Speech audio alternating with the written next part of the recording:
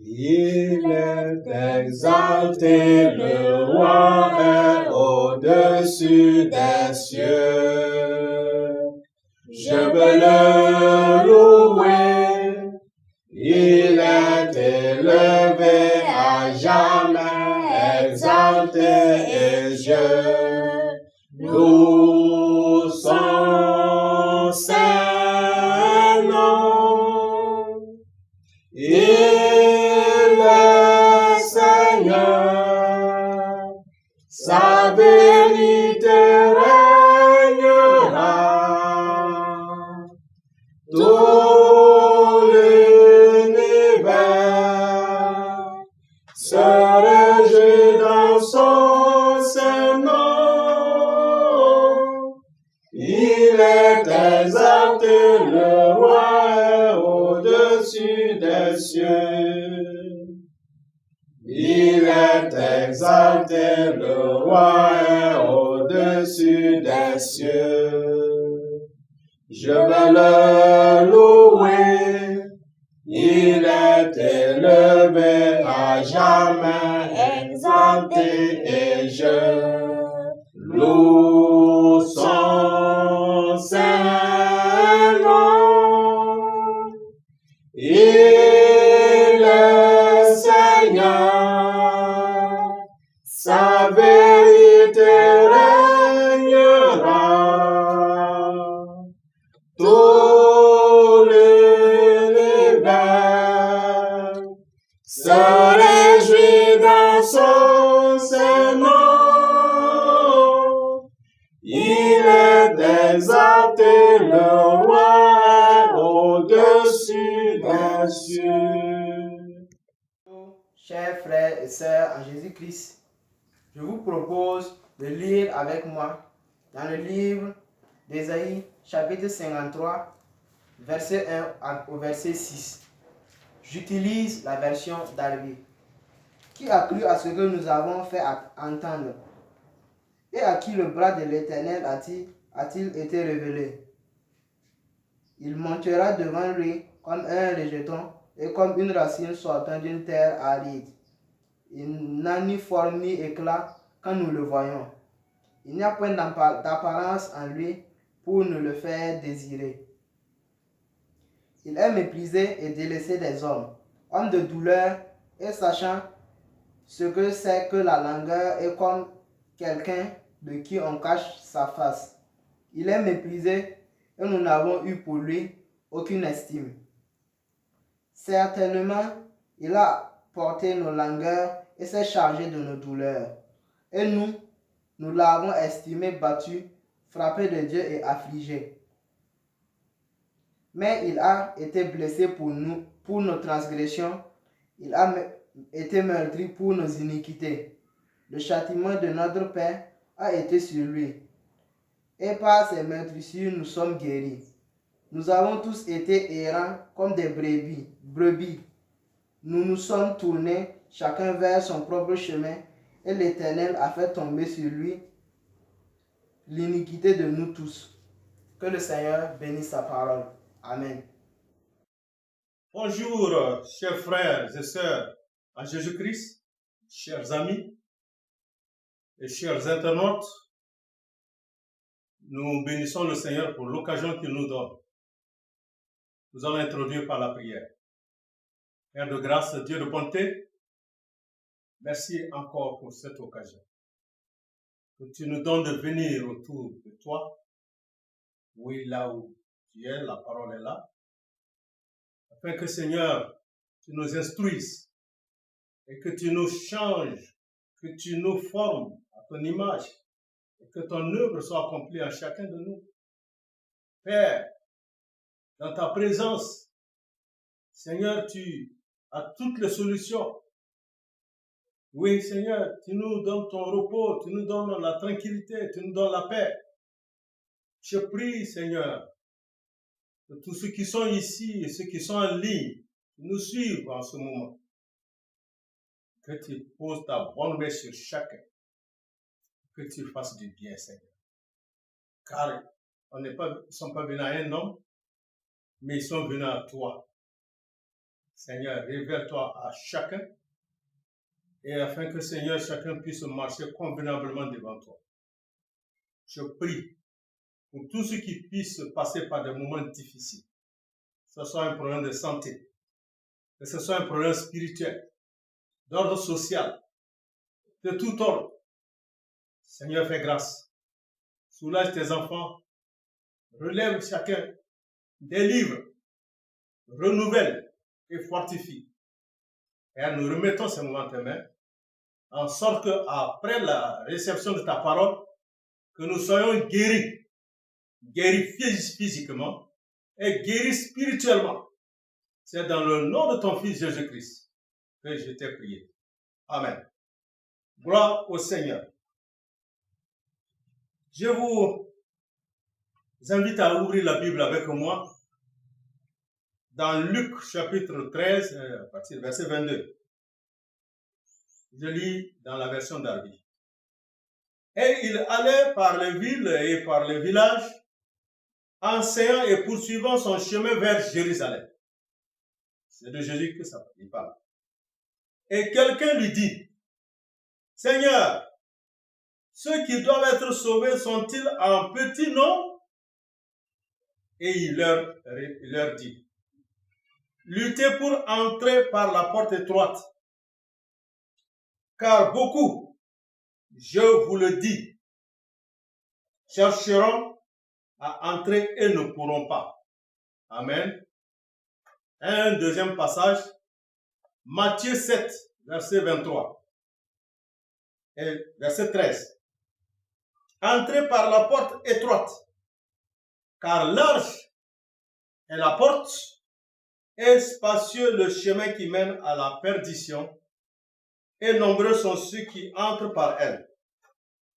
Car étroite est la porte, et resserré le chemin qui mène à la vie, et peu nombreux sont ceux qui le trouvent. Verset 15.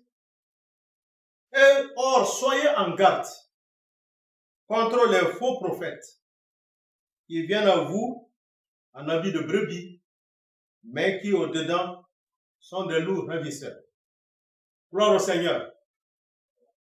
Je propose comme thème lutter pour entrer par la porte étroite. Dans d'autres versions, efforcez-vous d'entrer par la porte étroite. Question. Puisque l'homme qui a rencontré le Seigneur, il a posé la question. Seigneur, ceux qui doivent être sauvés, sont-ils en petit nombre? Vous voyez que le Seigneur n'a pas répondu directement à cette question. Mais l'homme, c'est par rapport à Ésaïe, le chapitre 10, verset 21, qu'il a parlé dans ce sens-là. Amen. Le passage dit ceci. Le résidu reviendra. Le résidu de Jacob, au Dieu fort. Le verset 22. Car ton peuple Israël fut-il comme le sable de la mer, un résidu seulement reviendra. La consommation décrétée débordera en justice. C'est ce que ce jeune homme-là, qui a posé la question-là, c'est par rapport à dans ce sens-là. Mais nous comprenons que quand nous voyons l'évolution des choses aujourd'hui, nous pouvons même nous aussi nous poser la question, est-ce qu'il y a beaucoup qui vont être sauvés? Mais la réponse est ce que le Seigneur a dit. Et toi, lutter pour entrer par la porte étroite. Ce n'est pas que il n'y aura pas beaucoup de gens qui vont être sauvés, ou bien il y aura beaucoup de gens qui vont être sauvés. En ce qui concerne chacun de nous, il faut lutter pour entrer par la porte étroite. Mais qu'est-ce que la porte étroite alors? Et pourquoi le Seigneur dit-il que ce sera difficile de trouver la porte étroite? Il dit beaucoup chercheront, ils ne vont pas trouver cette porte-là. Et puis encore, le Seigneur met en garde. Oui, des faux prophètes, des faux docteurs. Vous voyez que le Seigneur, il parle directement. Parce que lui seul est la porte, est cette porte-là, par laquelle on entre dans la bénédiction, que ce soit bénédiction terrestre ou bénédiction céleste, dans le royaume de Dieu. C'est Jésus qui est la porte. Entrer par la porte étroite, c'est recevoir Christ dans le cœur, par la foi, dans la repentance envers Dieu. La porte étroite, et il faut lutter pour la franchir. Mais la mise en garde maintenant contre les faux docteurs, parce que le diable se tient sur le seuil pour empêcher les hommes d'entrer. Ça, c'est évident. Et pourquoi la lutte là? Le diable se tient au seuil pour empêcher les gens d'entrer. Alors, il faut renoncer à soi-même, à sa propre importance et à sa propre justice pour venir à Christ. Nul ne peut être disciple de Jésus sans passer d'abord par la conversion, la vraie conversion. C'est ça. De même aussi que personne ne peut entrer dans un pays étranger sans présenter ses papiers, qui sont vraiment soit le passeport, le visa, les vaccins, etc.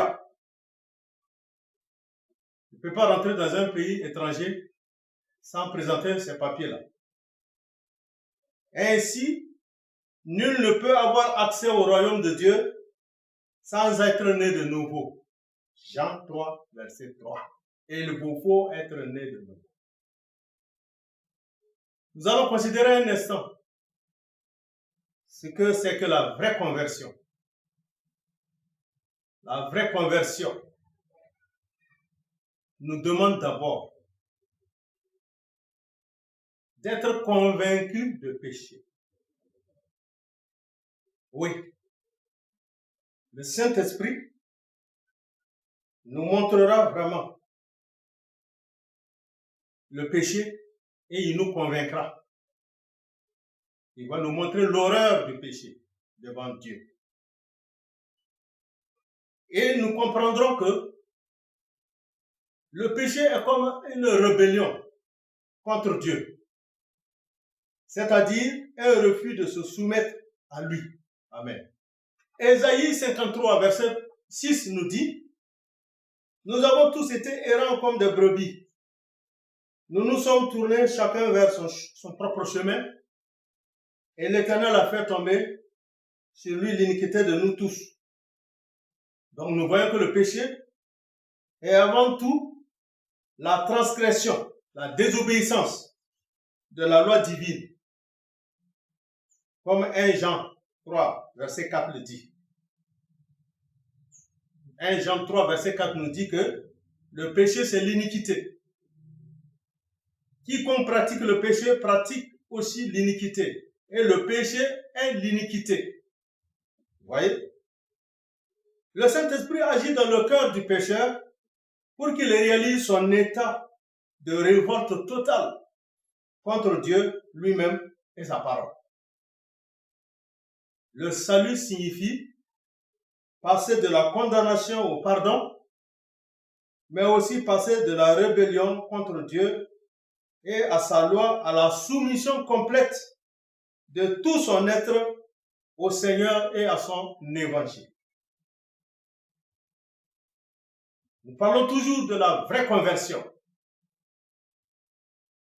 Un autre élément de la vraie conversion. Après la conviction du péché, Ça va nous amener réellement à la repentance. La repentance, ce n'est pas seulement confesser son péché, mais c'est de le haïr et de l'abandonner. Oui, la repentance n'est pas une option, mais c'est aussi un ordre divin. Parce que dans Acte 17, verset 30, il est dit, Dieu commande à tous les hommes, en tout lieu, qu'ils aient à se repentir. Vous voyez que ce n'est pas une option, c'est un ordre de Dieu. Tous les hommes doivent se repentir. Alors, une foi sans repentance est sans valeur. Car la vraie repentance produit un changement radical dans votre vie, forcément. Une vraie repentance, selon la Bible, conduit toujours à une conversion, c'est-à-dire à orienter sa vie dans une direction totalement opposée à celle qu'on avait suivie jusqu'à présent. C'est ça la repentance. Dans Actes chapitre 26, le verset 18, c'est passé de l'autorité de Satan à celle de Christ. Amen. Alors, que veut dire alors se repentir? La repentance est certainement une notion très mal comprise de nos jours et beaucoup en ont une conception erronée. Certains pensent que c'est faire pénitence. D'autres qu'il s'agit simplement de reconnaître son péché. D'autres encore pensent que cela signifie en éprouver du regret, du remords. Mais comme nous l'avons vu, le sens biblique dépasse tout cela. Se repentir implique un changement complet de conception et de comportement à propos de la Bible, de Dieu, de Jésus, du péché et de vous-même. C'est ce que veut dire la repentance véritable. C'est reconnaître que vous êtes un pécheur perdu et que Dieu, en tant que créateur et Seigneur souverain de l'univers, a le droit de gouverner votre vie. Amen. Un autre élément de la conversion. Après être convaincu de péché, en vient la repentance. Et après la repentance, on accepte maintenant le salut. Le salut ne peut être reçu que par la foi, par tous ceux qui se repentent. Forcément. Si le salut commence par la repentance, il ne se termine pas là. Car la repentance conduit à la foi et la foi à l'action. Amen. Gloire au Seigneur. La base de notre salut est la grâce. Et le seul moyen de l'obtenir, c'est la foi. Tous les deux sont des dons de Dieu. Le salut est offert comme un don, une grâce divine. Mais Dieu n'impose le salut à personne. C'est pourquoi il est accordé à l'homme repentant qui l'accepte, non à cause de ses œuvres ou de ses mérites, mais par la foi seulement. Voilà. Dans Éphésiens 2, le verset 8, car c'est par la grâce que vous êtes sauvés, par le moyen de la foi. Et cela ne vient pas de vous, c'est le don de Dieu. Ce n'est point par les œuvres, afin que personne ne se glorifie. Amen. Un autre élément de la conversion. Nous avons vu qu'après la conviction de péché, nous arrivons à la repentance. À la repentance, nous recevons maintenant le salut. Et après le salut, nous recevons maintenant la Seigneurie de Jésus-Christ. Le vrai chrétien accepte son Sauveur comme le Seigneur de sa nouvelle vie. Amen. Le chrétien authentique est celui qui a reconnu Jésus-Christ comme le Fils de Dieu et qui a accepté de placer sa vie sous sa divine autorité. Devenir chrétien, ce n'est pas seulement un moyen d'échapper aux conséquences tragiques du péché et vouloir aller au ciel après la mort. C'est aussi abandonner votre volonté et tout votre être à Jésus-Christ. Le chrétien authentique est celui qui a reconnu Jésus comme le Fils de Dieu et qui a accepté de placer sa vie sous sa divine autorité. Si ces éléments suscités au-dessus ne sont pas accomplis en vous, c'est ça qui fait dire que beaucoup chercheront à entrer dans le royaume sans y parvenir, parce qu'ils n'auront pas voulu accepter de passer par cette porte étroite. Christ est la porte qui conduit au salut. Jean 10, le verset 9. Moi, je suis la porte. Si quelqu'un entre par moi, il sera sauvé. Et il entrera, il sortira, et il trouvera le pâturage. Le pâturage, plutôt. Le salut est bien offert à tous, mais peu le reçoivent en réalité. Nous avons vu autant de délices. L'arche était là. C'était offert. Tout le monde était invité à venir, entrer dans l'arche. Mais combien ont accepté? 8 personnes seulement. En Sodome et puis Gomorrhe. Oui, le salut était là. Les anges ont demandé, posé des questions à Lot. Mais combien sont venus? 3 personnes seulement. Même la femme de Lot n'a pas pu également répondre à cela. Alors, en outre, le temps est court, je puisse même dire très court, et tout retard à répondre peut être fatal. Luttez pour entrer par la porte étroite. Lorsque la porte aura été fermée par le maître de la maison, la séparation sera définitive entre ceux qui sont à l'abri et ceux qui sont dehors. Il n'y aura pas d'autre occasion offerte à ceux qui auront méprisé la grâce, contrairement à ce qui est enseigné aujourd'hui dans le monde par plusieurs faux docteurs. Celui qui a dit « Je ne mettrai point dehors celui qui vient à moi », il a dit aussi par 2 fois avec une juste sévérité aux malheureux qui sont au dehors, « Je ne vous connais pas, ni ne sais d'où vous êtes ». Alors les privilèges extérieurs tels que d'avoir mangé et bu dans la présence de Christ ou d'avoir entendu son enseignement dans les rues, même d'avoir fait des miracles en son nom, ne donnent pas la vie. Amen. Vous ne pouvez plaire à Dieu tout en continuant à vivre dans votre nature pécheresse. Même si vous pensez que vous avez été sauvé, vous devez faire mourir votre nature pécheresse, égoïste, sur la croix intérieure du renoncement de soi-même pour sauver la vie de votre âme et gagner la vie de Dieu. Si vous crucifiez vos convoitises ainsi que vos affections sur la croix de Christ, par obéissance à l'écoute de ses enseignements, vous allez entrer dans le royaume des cieux avec une paix et une joie éternelle ici sur la terre et puis pour toujours.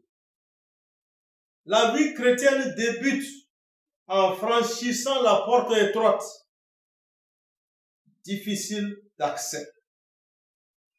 La porte est étroite car la foi en Dieu entraîne le croyant à faire face à la persécution et à la souffrance. Romains 8, verset 34 va confirmer cela. Qui est-ce qui nous séparera de l'amour de Christ?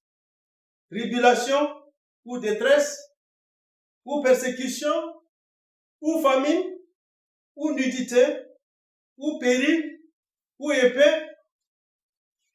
Le Seigneur Jésus veut nous faire comprendre qu'en choisissant la porte étroite, il faut s'attendre à endurer la souffrance occasionnée par la persécution, les tribulations et la détresse. Amen. C'est ça.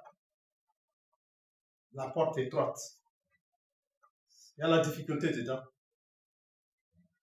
Il y a la difficulté. Le Seigneur n'a pas toujours caché sa cœur, ni ses apôtres également. Regardez Actes 14, verset 21. Quand ils eurent évangélisé cette ville et fait un certain nombre de disciples, ils retournèrent à Lystre, à Icône et à Antioche, fortifiant l'esprit des disciples, les exhortant à persévérer dans la foi et disant que c'est par beaucoup de tribulations qu'il nous faut entrer dans le royaume de Dieu. Amen. Voyez les apôtres, ils ont toujours dit cette vérité aux gens. Et il faut par beaucoup de tribulations, de persécutions, de douleurs pour pouvoir entrer dans le ciel. Nous comprenons que l'étroitesse de la porte ne vous permet pas d'apporter tout ce que vous voulez avec vous. Si vous voulez passer la porte, il faudra les laisser derrière vous. La mondanité et les choses qui y sont. Voilà. Colossiens, chapitre 3, le verset 9. Ne mentez pas les uns aux autres, vous étant dépouillés du vieil homme et de ses œuvres, et ayant revêtu l'homme nouveau qui se renouvelle dans la connaissance selon l'image de celui qui l'a créé. La porte est tellement étroite que ça ne permet même pas à deux personnes, deux hommes, d'entrer en même temps. Quels sont ces deux hommes-là? C'est le vieil homme et le nouvel homme. Amen. Il n'y a pas de place pour le vieil homme d'entrer dans le royaume. Et Matthieu 16, verset 24. Alors Jésus dit à ses disciples, si quelqu'un veut venir après moi, qu'il se renonce soi-même et qu'il prenne sa croix et me suive. Car quiconque voudra sauver sa vie, la perdra, et quiconque perdra sa vie pour moi et pour l'amour de moi, la trouvera. Verset 26. Car que profitera-t-il à un homme s'il gagne le monde entier et qu'il fasse la perte de son âme? Ou que donnera un homme en échange de son âme? Si vous ne vous reniez pas, vous ne pourrez pas franchir la porte étroite. Amen. Ceux qui la traversent, c'est-à-dire la porte étroite, sont ceux qui peuvent affirmer avec grande conviction, ce n'est plus moi qui vis, c'est Christ qui vit en moi. Galates 2, 20. Amen. Et Jésus disait dans Matthieu 11, 12, mais depuis les jours de Jean, le baptiseur, jusqu'à maintenant, le royaume des cieux est pris par violence et les violents le ravissent. Car tous les prophètes et la loi ont prophétisé jusqu'à Jean. Amen. C'est ça, bien-aimés. Frères et sœurs, en Jésus-Christ, chers amis, chers internautes, nous sommes interpellés par ce passage ce matin. Comprendre que la porte étroite, c'est Jésus-Christ. Et pour entrer par cette porte étroite, nous avons vu le cheminement. Il faut vraiment être convaincu de péché, reconnaître que nous sommes tous des pécheurs, que nous avons offensé Dieu, nous avons transgressé la loi de Dieu. Être véritablement convaincu. Et puis se repentir. Une réelle repentance, pas simplement de confession de péché par la bouche. Non. Mais une réelle repentance. Un regret, un rejet du péché. Et abandon total du péché. C'est ça la repentance. et puis accepter maintenant le salut. Sans réelle repentance, on ne peut pas accepter le salut. Vous voyez? C'est ça. Après qu'on a reçu le salut, on accepte maintenant la Seigneurie de Jésus-Christ. Voilà. Il faut que Jésus soit ton Seigneur. Mais nous voyons d'autres, ils acceptent que Jésus est leur sauveur. Mais Seigneurie, là, ils n'acceptent pas ça.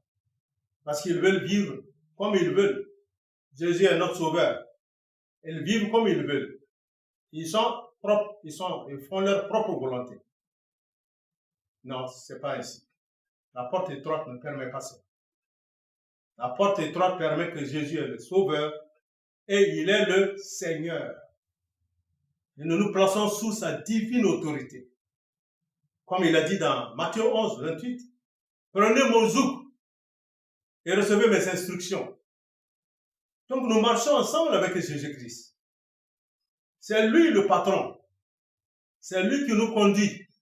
Nous ne faisons pas ce que nous voulons. Nous n'allons pas là où nous voulons. Nous n'agissons pas comme on veut. Et même nous ne parlons pas comme nous voulons. Mais tout est vraiment régi par le Seigneur. Si tel est vraiment le cas, nous sommes entrés par la porte étroite. C'est ça que Jésus veut. Vraiment, que le Seigneur permette que nous acceptons cela. Parce qu'en dehors de cela, nous allons chercher la porte, nous n'allons pas la trouver.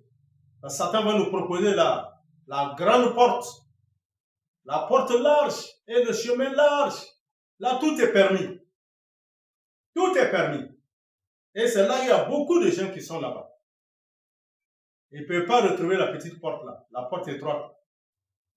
Mais cherchons, attachons-nous à Jésus, acceptons Jésus, soumettons-nous à lui, vivons la vie du vrai chrétien et prenons tous les jours notre croix, renonçons à nous-mêmes, marchons avec Jésus.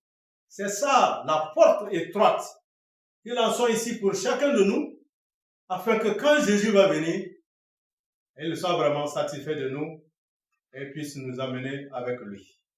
Que le Seigneur vous bénisse et que le Seigneur vous garde. Merci. Amen. Au nom du Seigneur Jésus-Christ. Amen.